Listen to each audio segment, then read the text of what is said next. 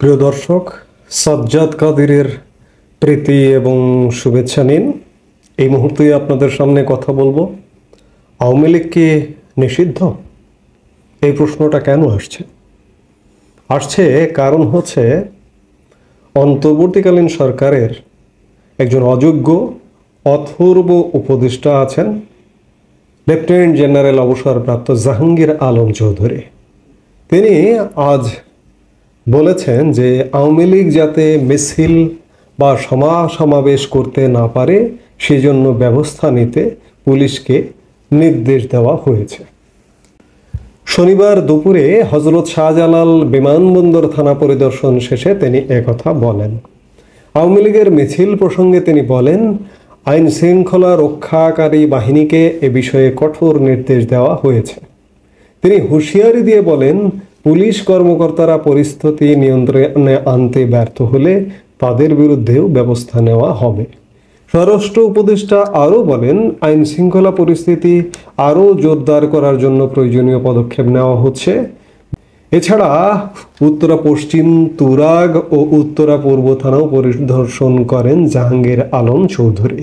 এ সময় তিনি পুলিশ সদস্যদের আবাসন, খাদ্য এবং কর্ম পরিবেশের খোঁজ খবর নেন এবং মান উন্নয়নের দিক নির্দেশনা দেন।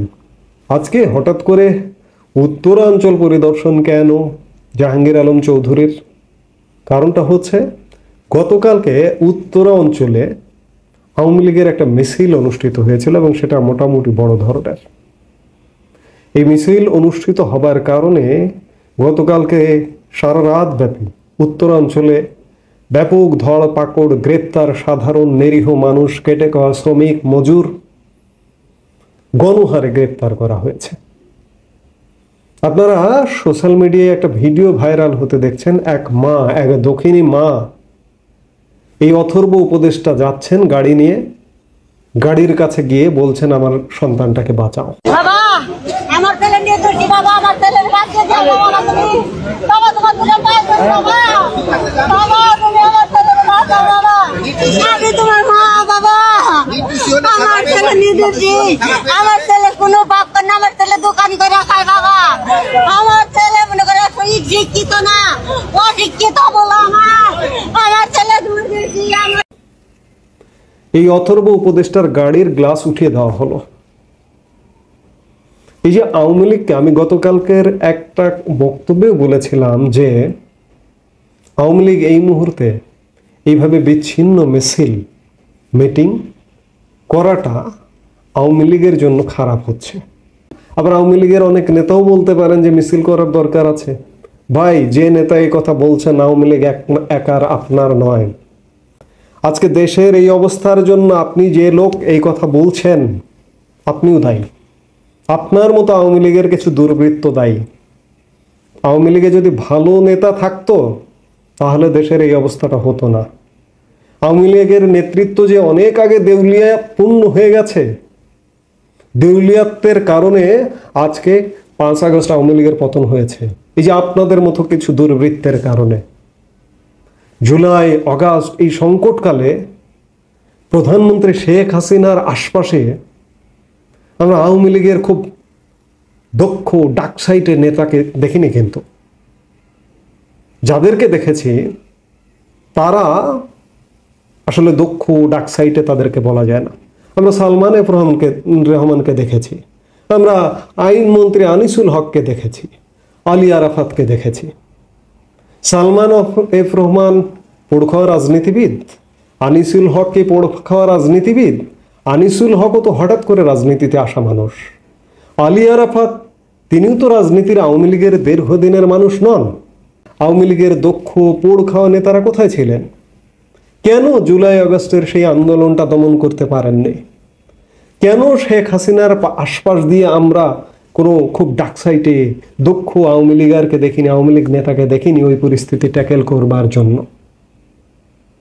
এই দেখিনি বিধায় আওয়ামী লীগের পতন হয়েছে।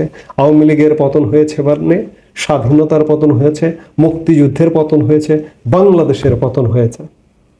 আজকে এই পতনকালেও আওয়ামী লীগ ভুল করছে, বিচ্ছিন্নভাবে মিছিল মিটিং করছে।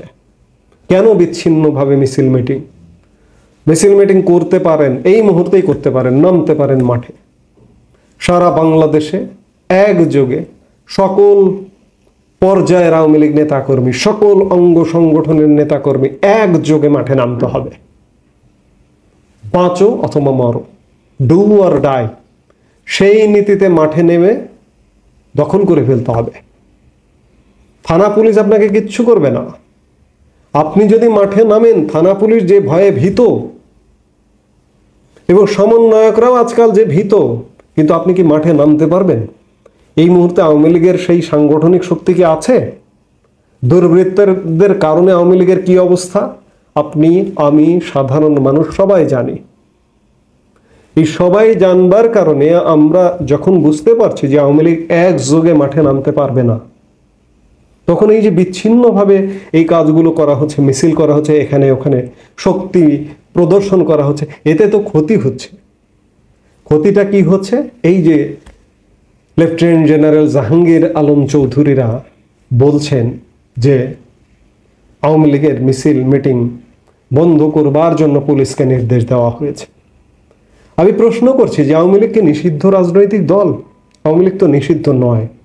আপনারা এই মিছিল মিটিংগুলো করছেন বলেই এরা একটা নিষিদ্ধ রাজনৈতিক দলের সাথে যে আচরণ করা উচিত, নিষিদ্ধ জঙ্গি সংগঠনের সাথে যে আচরণ করা উচিত, সেই আচরণ করবার সুযোগ পাচ্ছে।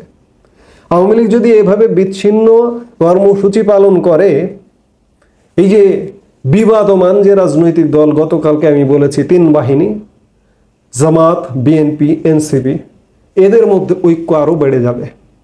কিন্তু আওয়ামী লীগ যদি এই মুহূর্তে এই বিচ্ছিন্ন মিছিল মিটিং না করে নিজেরা ভেতরে ভেতরে সংগঠিত হয়, তাহলে এদের যে বিবাদটা তৈরি হবে, আরো 1-2 মাস অপেক্ষা করুন, দেখুন সেই বিবাদে এরা ভঙ্গুর অবস্থায় যাবে।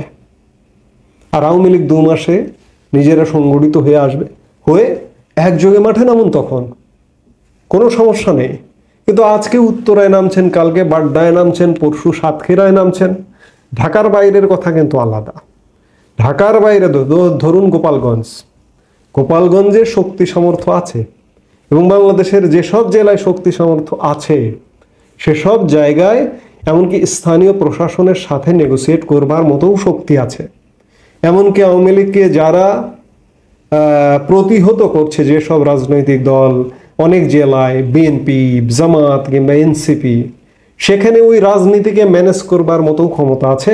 সেখানে ম্যানেজ করুন, সেখানে মিছিল করুন, সেখানে কর্মসূচি করুন, কিন্তু সব জায়গায় কর্মসূচি করতে যাবেন না। কর্মসূচি করতে গেলে সাধারণ মানুষ ক্ষতিগ্রস্ত হচ্ছে, বহু আওয়ামী লীগার গ্রেপ্তার হচ্ছেন, এতে করে মনোবল ভেঙে যাচ্ছে মানুষের। আর এই জাহাঙ্গীর আলমরা আওয়ামী লীগের সাথে নিষিদ্ধ খেলায় মেতে উঠছে। আওয়ামী লীগের ভালোর জন্যই আওয়ামী লীগের এই মুহূর্তে পাবলিক কর্মসূচি থেকে বিরত থাকতে হবে, যদি চূড়ান্ত বিচারে নিষিদ্ধ না হতে হয়। কিন্তু এইভাবে যদি চলতে থাকে, আপনি দুর্বল শক্তি নিয়ে যদি এদের সাথে মাঠে নামান, তাহলে আপনাকে কিন্তু এরা নিষিদ্ধ করে ছাড়বে। আজকে আমি জিজ্ঞেস করছি যে আওয়ামী লীগ কি নিষিদ্ধ?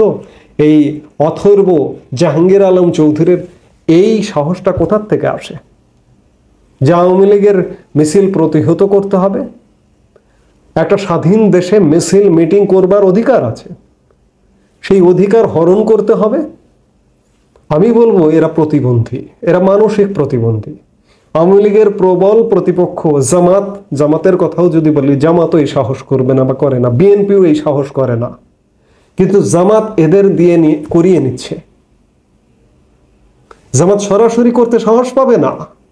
দেখুন, এই যে আন্তর্জাতিক অপরাধ ট্রাইব্যুনালের বিচার, জামাত বা বিএনপি ক্ষমতায় আসলে সরাসরি বিচার করবার, বিচারের তৎপরতা করবার তীব্রভাবে, জোরালোভাবে সাহস পাবে না।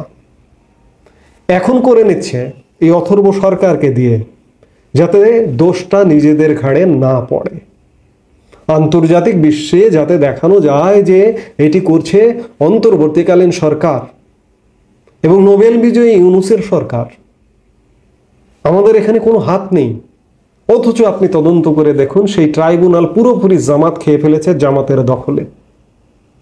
কাজেই আওয়ামী লীগ নিষিদ্ধ কিনা আসলে এখনো পর্যন্ত নিষিদ্ধ নয়, কিন্তু আওয়ামী লীগ নিজেই যদি নিষিদ্ধের পথ তৈরি করে তাহলে বাংলাদেশকে আরো বেশি মূল্য দিতে হবে।